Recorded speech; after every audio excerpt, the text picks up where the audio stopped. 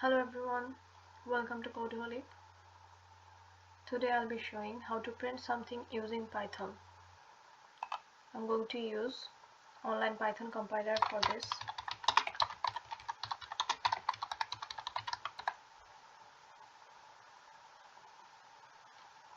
If you are new at Python programming, I'll suggest you to start with online Python compiler because it's very handy, and at the beginning of your experience you don't have to go through all those stressful installing.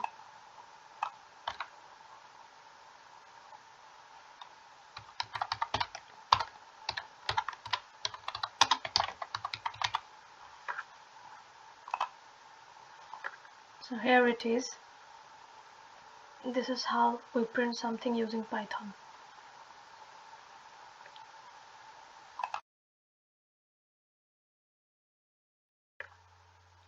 If you want, you can print anything else.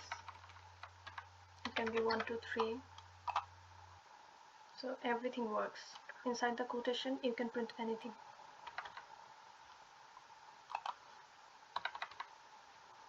You can print using Python. There are various ways to print. I have shown only one way, which is very handy. Just use the print function and you don't have to use anything else.